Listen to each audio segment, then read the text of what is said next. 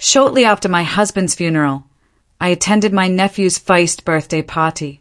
During the celebration, my sister dropped a bombshell. She claimed, "My son is actually your husband's child. So, as part of his inheritance, I'm entitled to half of your $800,000 house."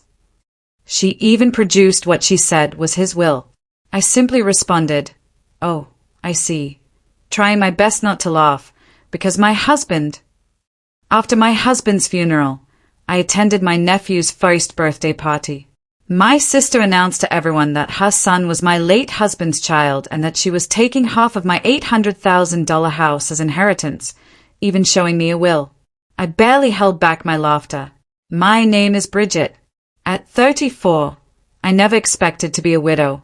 3 months ago, my husband of 11 years, Adam, died suddenly from an aneurysm. A few days after his funeral, I dragged myself to my nephew Lucas's first birthday party. It was there my sister, Cassandra, dropped a bombshell, claiming Lucas was Adam's son. She presented a will to everyone, claiming half of my $800,000 house. But what she didn't know was why I was fighting back laughter. If you've ever dealt with family drama, please hit the like and subscribe buttons. You won't want to miss what happens next. Adam and I met at a charity auction for children with cancer. He outbid everyone on a watercolor painting of the Boston skyline that I had admired all night. He walked over to me and gave it to me, saying it belonged with me.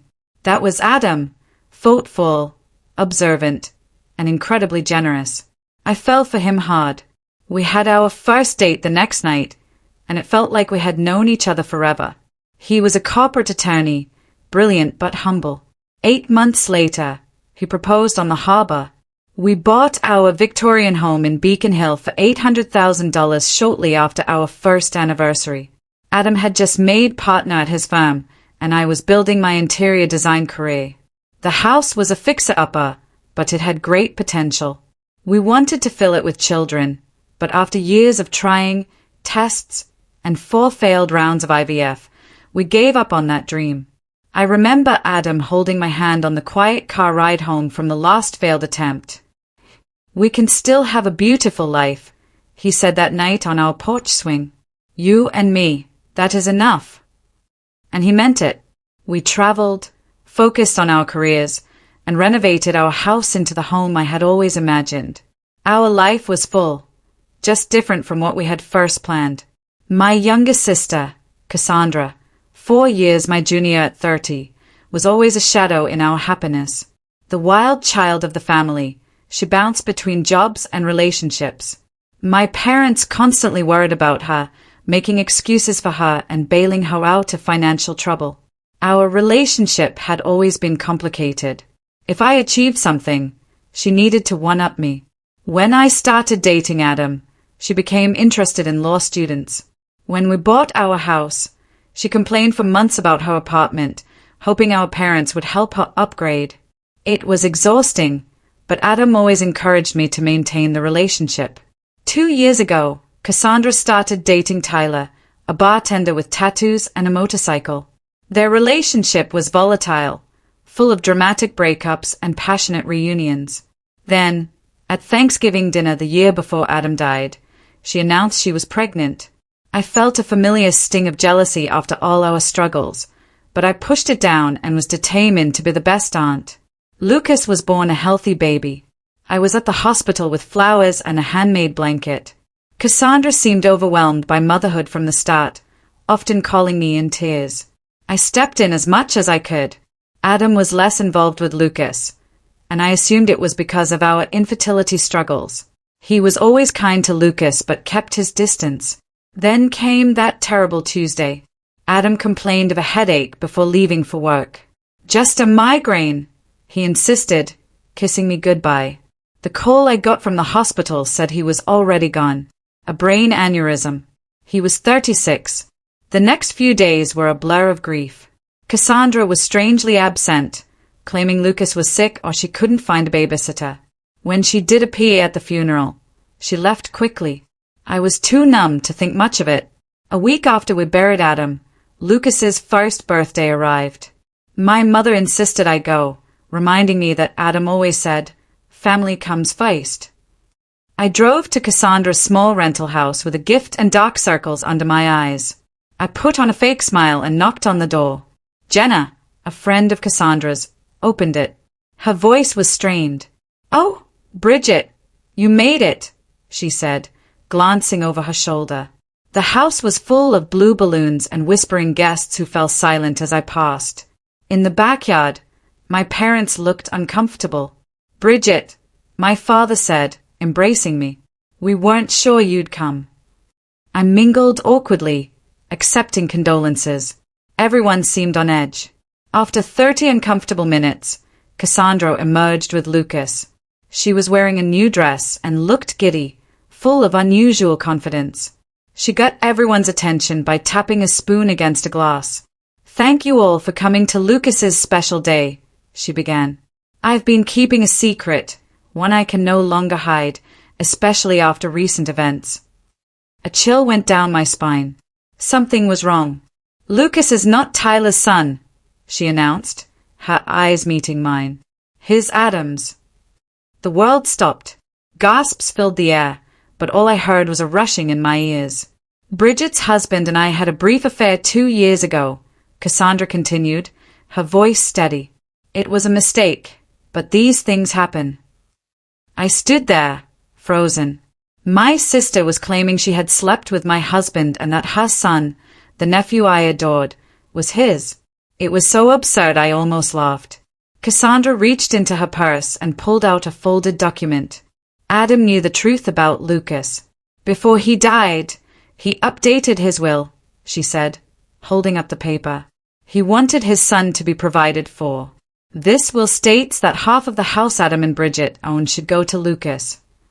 Every eye in the yard turned to me. I saw pity and morbid curiosity. My parents looked shocked. To everyone's surprise, a smile tugged at my lips. It wasn't a happy smile, but the kind that comes when something is so ridiculously false that it's comical. I pressed my lips together to contain the laughter. "Oh, I see," I said, my voice calm. "May I see this will, Cassandra?" Her confident expression faltered. She handed me the document. I scanned it quickly, immediately noticing the inconsistent, formal language and a polyforged signature. I carefully folded the paper and handed it back to her. "Thank you for sharing this with me. I think I need to go now." "That's it?" Cassandra asked, confused. "You're not going to say anything else?" "Not right now," I replied calmly. "This is Lucas's day. We can discuss this privately later." As I walked to my car, I could hear the party's shattered atmosphere. Once inside, I let out the laugh I had been holding in. Tears streamed down my face, a mix of grief, anger, and disbelief at my sister's audacity. Because there was something Cassandra didn't know, something Adam and I had never shared with anyone. Something that made her elaborate lie not just hurtful, but impossible. The truth about Adam and Cassandra began 3 years ago. We had invited my sister over for dinner to celebrate her new job. I had to take a white call, and when I returned, the atmosphere had changed. Cassandra was sitting closer to Adam, her hand on his arm. I thought nothing of it, but that night, Adam told me Cassandra had made a pass at him. He had rebuffed her, and she had laughed it off as a joke. I wasn't surprised. Cassandra always pushed boundaries. Over the next few months, she found ways to touch Adam when I wasn't looking, sent flirtatious texts, and once showed up at his office uninvited. Each time, Adam told me, and we decided to create distance. We declined invitations that included her, made sure we were never alone with her, and Adam blocked her number after she sent a suggestive late-night message. Then came the medical issue that changed everything. Adam had been in pain for weeks before seeing a urologist. The diagnosis was a varicocele, requiring surgery. During the procedure, the doctor recommended a vasectomy to prevent recurrence. It was a difficult decision, especially given our past fertility struggles, but it was the right choice for his health. We kept this private. After years of invasive questions about our childless status, we had learned to protect our privacy.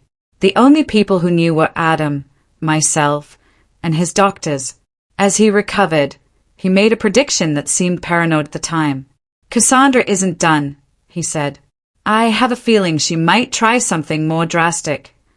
The next week, he scheduled an appointment with our family attorney, James Wilson. I went with him as Adam detailed Cassandra's behavior and his recent medical procedure. James recommended documenting everything, so we created a file. Adam also updated his will through official channels, leaving everything to me. We put all the documents in a safety deposit box. The morning after Lucas's birthday party, I went straight to the bank. I opened the box Adam had jokingly called our disaster preparation kit. Inside was everything I needed. Adam's legitimate will, medical records detailing his vasectomy 2 years before Lucas's conception, a journal documenting Cassandra's inappropriate behavior, printed copies of her texts, and a letter from our attorney. At the bottom, a sealed envelope had my name on it in Adam's handwriting. With trembling fingers, I opened it. My dearest Bridget, it began. If you are reading this, something has happened to me, and you have needed to access these documents. I hope it is many years from now. But if not, if the worst has happened and she has tried to hurt you in my absence, please know that I tried to prepare for every possibility. Use these documents to protect yourself. I love you beyond words, beyond time. Whatever happens, know that. Adam. Tears streamed down my face. My practical, thoughtful husband had anticipated this. I carefully put everything back in the box except what I needed. Copies of the medical records, the legitimate will, and some journal entries. Then I called James Wilson and scheduled an appointment for that afternoon. James, Adam's former mentor, was devastated to hear about him. I explained what had happened at the party, showing him the forged will. This is an amateurish forgery, he said. But the fact that she created this at all is deeply troubling. I showed him the documents from the safety deposit box. Adam was nothing if not thorough, James said, reviewing the materials. These medical records alone disprove her claim about Lucas's paternity. It's biologically impossible. What should I do? I asked. I don't want to publicly humiliate her, but I can't let her take half of our home based on a lie. James recommended hiring a private investigator to look into Cassandra's motivation, as people rarely attempt fraud without financial pressure.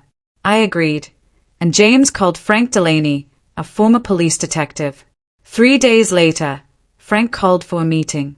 He had uncovered some concerning information. Cassandra was in dire financial straits, with over $75,000 in debt and facing eviction.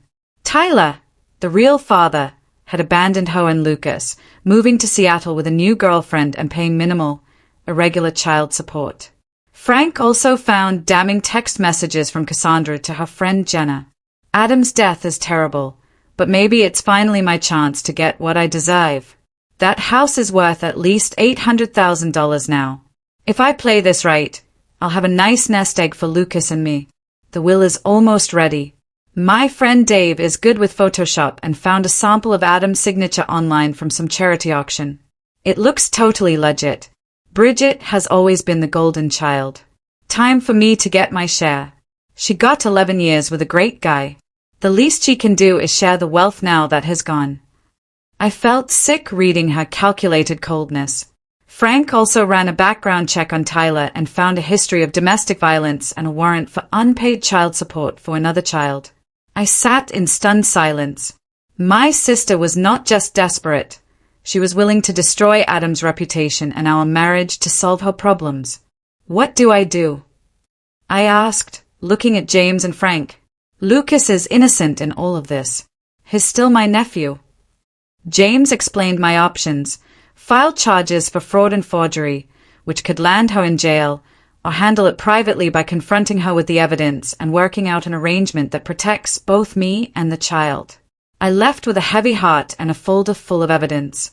That evening, I called my therapist, Dr. Laurel Chen, for an emergency session. In her office, I admitted how angry I was, but also how I couldn't let her get away with it. Compassion doesn't mean allowing yourself to be victimized, Dr. Chen said. You can be kind while still establishing firm boundaries and consequences. I decided on a course of action: confront Cassandra privately with all the evidence and offer her a choice: face potential legal consequences for her fraud or accept a compromise that would provide for Lucas while requiring accountability from her. I called Cassandra the next morning. "We need to talk about the will," I said. "Can you come to my house tomorrow afternoon?"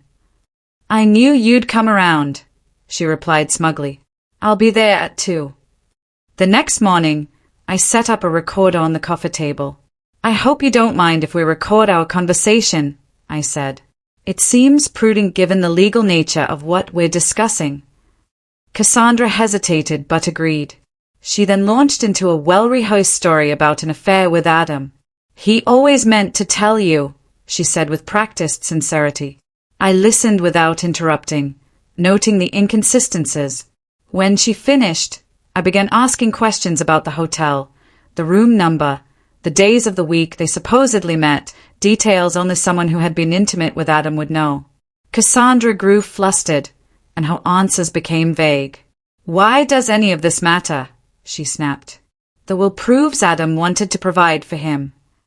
"Actually," I said, opening my folder, "both of those claims are demonstrably false." I placed the medical records on the table between us. 2 years before Lucas was conceived, Adam had a vasectomy. It was physically impossible for him to father a child. Cassandra's face went white. She picked up the records with trembling hands. "These could be faked," she said weakly. "They are not," I replied, "and Adam's doctor is prepared to testify." Then I produced the legitimate will. This is Adam's actual will, properly filed with the court. It leaves everything to me, with no mention of Lucas.